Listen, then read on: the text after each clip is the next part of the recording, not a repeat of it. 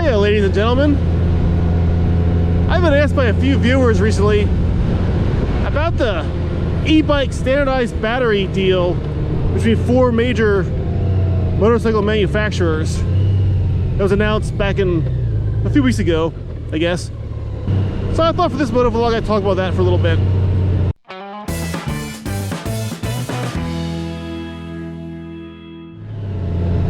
So the deal I'm talking about, on March 1st, 2021, there was a deal announced between Honda, Yamaha, KTM, and Vespa.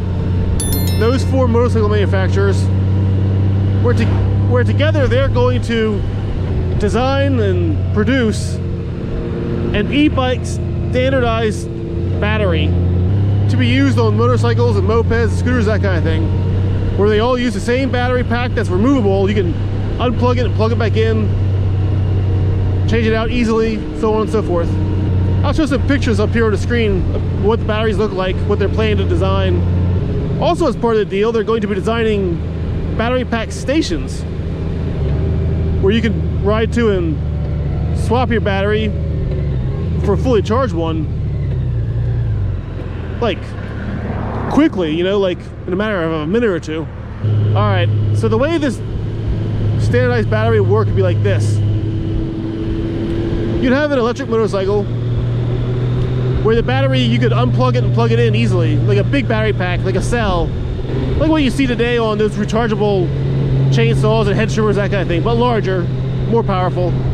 So the way you would charge your electric bike with these battery packs is 2 ways. One, you charge it home normally like you do any other electric vehicle, like a Tesla or a Chevy Bolt or whatever. And then when you're out and about riding around, you can also charge it at a charging station, like you do with a Tesla supercharger, that, you know, so on.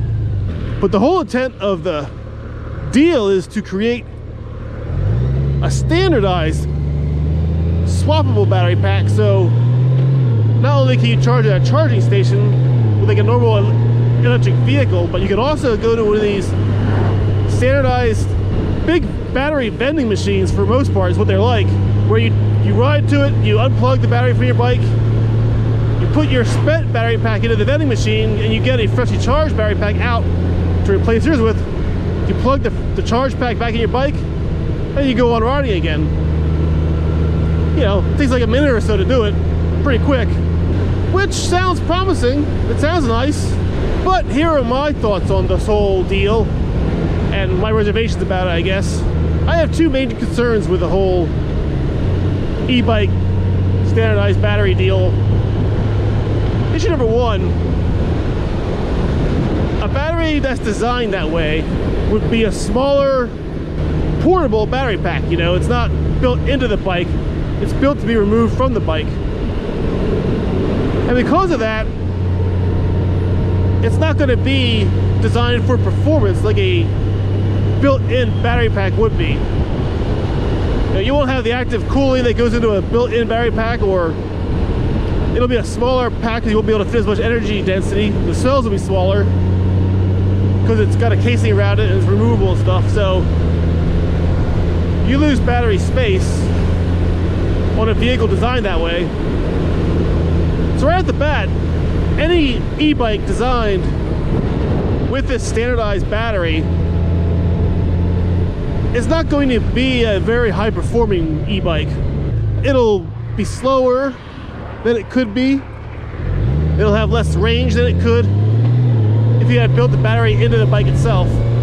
Back in 2008, 2010 timeframe, when Tesla was starting out, for a brief time they were going to design Tesla cars with swappable, removable battery packs. But Tesla quickly realized that it wasn't a very efficient nor economical way of designing or operating an electric car. They found out through iteration, trial and error, that simply building the battery pack into the car rigid so it stays in was a much better solution than charging it with a charger. Any e-bike design with such a removable battery pack is going to have the same performance and lackluster characteristics. So that's issue number 1. Issue number 2 that I have with this whole deal is also kind of related to issue number 1 in that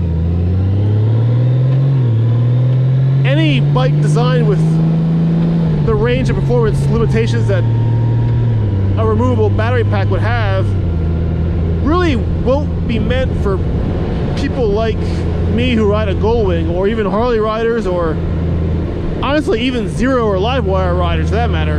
An e-bike standardized battery is more intended for something like a moped or a scooter, a very lightweight, small, low range electric bike.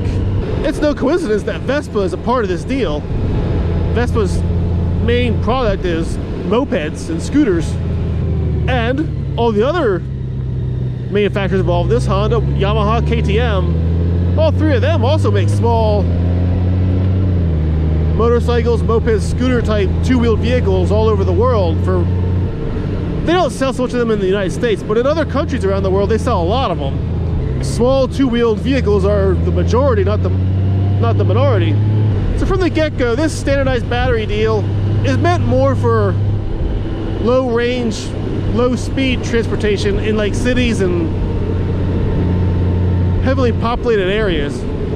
Because part of this deal is that, you know, they have to build these big battery vending machines so that when you ride your bike to the vending machine and your battery's spent, you unplug your spent battery, swap it in the vending machine for a freshly charged battery, and then plug the new battery back in and you go on your way.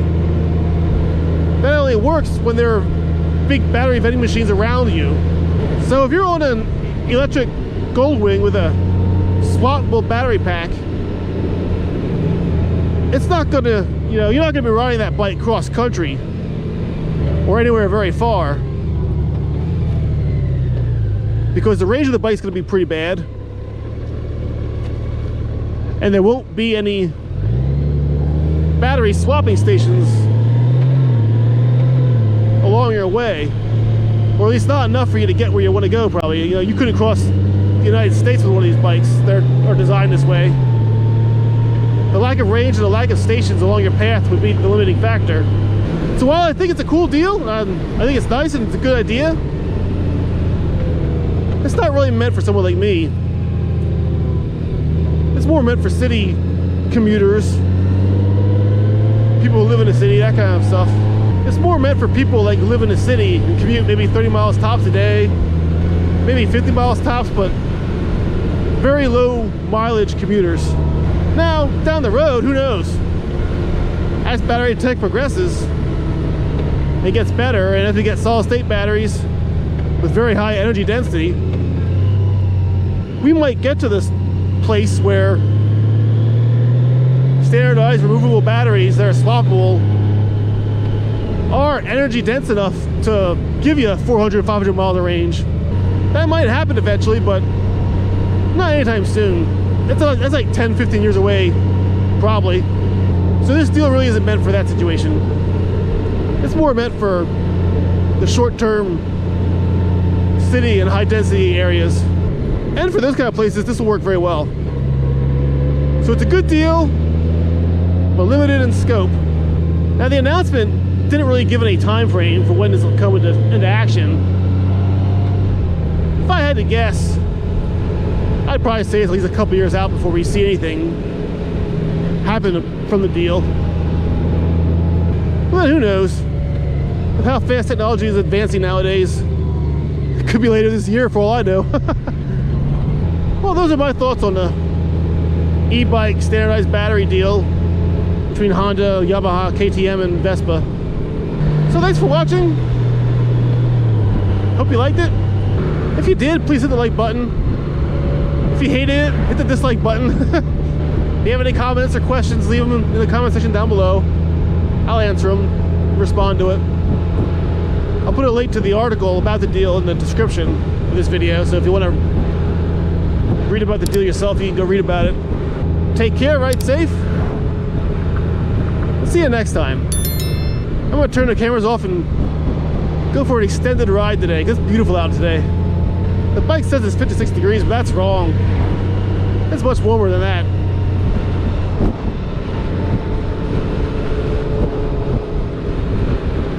All right, see you later.